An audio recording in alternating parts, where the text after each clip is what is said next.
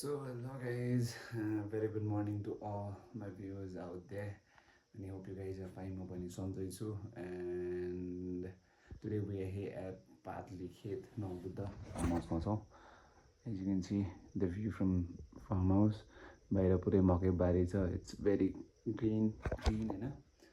So अहिले चाहिँ म यो सिटीको हस्पिटल बसलबाट इभेन्ट सकिएपछि चाहिँ हामी फार्म हाउसमा धेरै पछि आएको छौँ. आई गेस 4-5 months पछि आइपुगेको छु म चाहिँ फार्म हाउस. अनि अस्ति पोखराको इभेन्टबाट चाहिँ इभेन्टमा चाहिँ म एक ठाउँमा क्रास भएको थिएँ and I had some minor injuries. जुन यहाँ छ चाहिँ एज यु क्यान सी यो हिल भइसक्यो एन्ड यतापट्टि हातमा पनि छ ओभर द एल्बो. घुँडामा पनि लागेको थियो, घुँडाको चाहिँ ठिक भइसकेको छ. सो ह्यान्डल बारमा ठोकेको थिएँ म अनि त्यसले गर्दा खुट्टा दुखिरहेको थियो. And as you can see this is the view from the balcony over here. हाम्रो बाल्कनीबाट देखिने view this is the view. तल चाहिँ 5 खाल छ but right now it's all foggy, so केही पनि देखेको छैन. अनि सो यहाँको वेदर चाहिँ it's always like this. And गर्मीमा पनि त्यस्तो गर्मी हुँदैन. We got very cool temperature. टाइममा फग अप हुन्छ, कहिले 12-1 बजी घाम लाग्दैन फगले गर्दाखेरि. So it's quite cool over here. अनि हाम्रो यहाँ तल पाहाडै देख्नु सक्नुहुन्छ. We got some hens ducks as well. So अब हामी चाहिँ त्यता जान्छौँ. अनि अगाडि चाहिँ यो पन्ड हो. गेसिङ भयो गेसिङ यहाँ चाहिँ अब कोही राखिन्छ भने छ. Let's see what's gonna happen. So we got 5 of these ducks. सानो सानो बच्चा हुँदा देखेको थिएँ एन्ड लाइक 4-5 months भयो म चाहिँ यहाँ नआएको. And they have grown to be huge ducks. And as you can see over there, that's the villa that we're staying in. अनि त्यो अगाडि नै अर्को एउटा कन्स्ट्रक्सन भइसकेको छ विच इज द रेस्टुरेन्टको प्लेटफर्म. यता चाहिँ रेस्टुरेन्ट बन्छ भेरी सुन. अनि अहिले चाहिँ it's not open for the public but pretty soon हामी यो पब्लिकको लागि ओपन नै हुनेछौँ. Right now we are here staying over here. Construction गर्दैछौँ एन्ड इट्स अन्डर कन्स्ट्रक्सन भनौँ.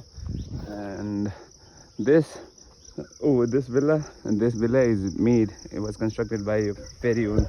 मैले construct गरेको. I was there working धेरै पछि because I was in construction. अनि मैले काम छोडेर I used to take ठेक्का लिएर काम गर्ने गर्थेँ. But over here I done this work. म र एकजना केटा भएर गरेको थियो. And we got over here another. त्यो चाहिँ एक्सिट छ हाम्रो. कहिलेकाहीँ चाहिँ हामी यतै राइड गर्छौँ.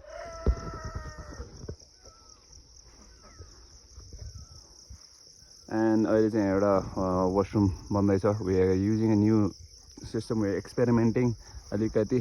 सो अब यहाँ चाहिँ प्लास्टर गरेर वासरुम बन्छ. And we got a big over एउटा ट्याङ्कको स्ट्यान्ड छ. यहाँ चाहिँ 2000 लिटर अट्छ. And we got a solar as well.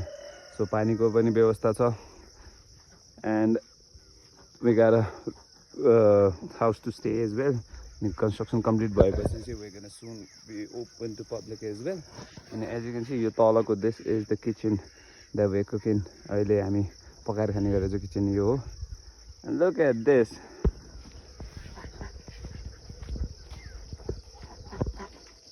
So we got ducks over here, some chickens as well. दुईटा पोथी छ. And we got roosters over there, hens over there. त्यहाँ बसिरहेको छ एउटा हो.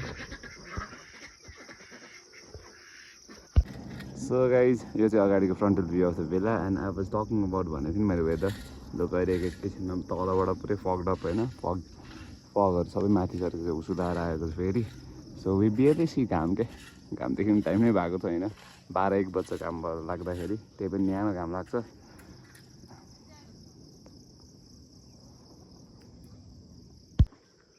सो गाइज यहाँ पनि अर्को एउटा स्पेस कन्स्ट्रक्ट भएको छ.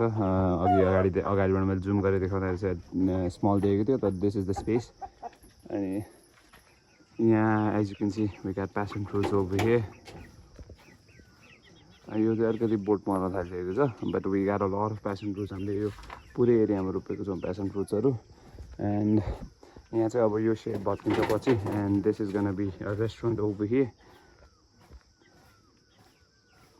के भयो हाम्रो गार्ड डग गइरहेको नयाँ. इभन आइदिनु न सानो चिक्सहरू पनि छ हामीसँग. सानो कुरा चल्ला पनि आएको छ. अनि लाइक हाँस चाहिँ हामीले 10 पिस लिएर आएको थियौँ बट ओन्ली 5 सर्भाइभ किनभने चिसोले गर्दाखेरि यहाँ एकदम चिसो छ सो 5 चाहिँ सर्भाइभ गरेको छ 5 चाहिँ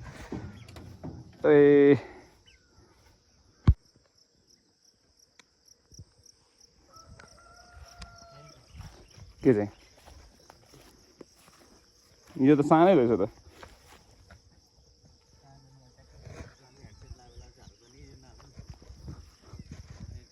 सो विदुरले चाहिँ हामीलाई है प्यासन फ्रुट टेस्ट गराइरहेको छ आज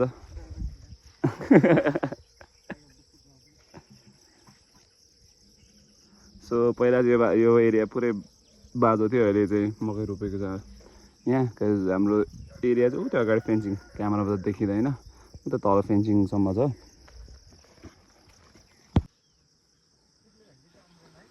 so guys these are all the sunflowers अनि यो पनि सनफ्लावरकै बिउहरू हो यहाँबाट चाहिँ खनेर उखालेर फेरि अर्को ठाउँमा लगेर सारिन्छ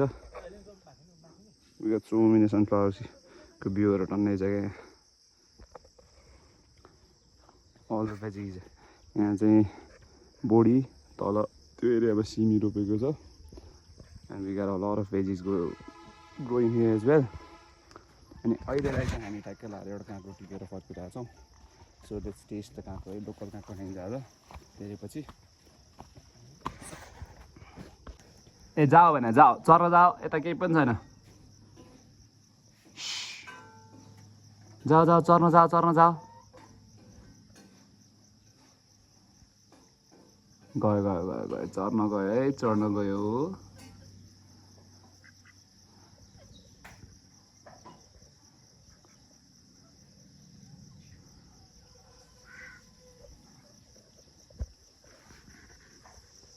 चालेर भए चाल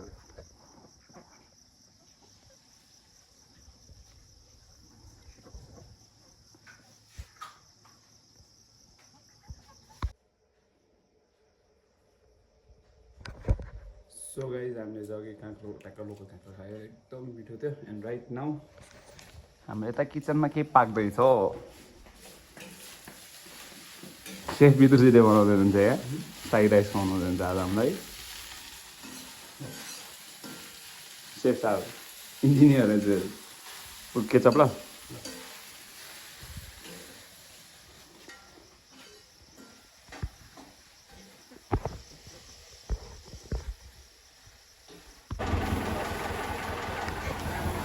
सो गाइज हामी चाहिँ खानासाना खाएर त्यसरी एकदम मिठो फ्राइड राइस बनाएको थियो फ्राइड राइस खाएर हामी चाहिँ अहिले बने पाइसक्यौँ अनि हामी चाहिँ बने पाएर यहाँ ल्यान्ड क्रुजर बनाउन आइरहेको छौँ हिजो त खासमा यहीँ छोडेको थियो ल्यान्ड क्रुजर जसको क्लचको जुन के अरे क्लच लिभरको तलपट्टि एउटा स्प्रिङ अड्किने जुन पार्ट छ त्यो चाहिँ भाँचेको थियो त्यसले गर्दा चाहिँ क्लच धेरै नै तल भएको अरे गाडीको गियर सिफ्ट गर्न एकदम गाह्रो परिरहेको थियो अनि अहिले आएर चाहिँ यहाँ आएर बनायौँ हामीले अनि के अरे अब चाहिँ एकैछिन हामी निस्किन्छौँ मसँग यहाँ ट्याक्स पेपर्सहरू छ ट्याक्सको होइन अब हामी ट्याक्स अलिअलि काम बाँकी छ ट्याक्स अफिस जान्छौँ जसमा ट्याक्स सम्बन्धी काम सिकाउँछ and then will be returning back to our farm house so guys stay in है त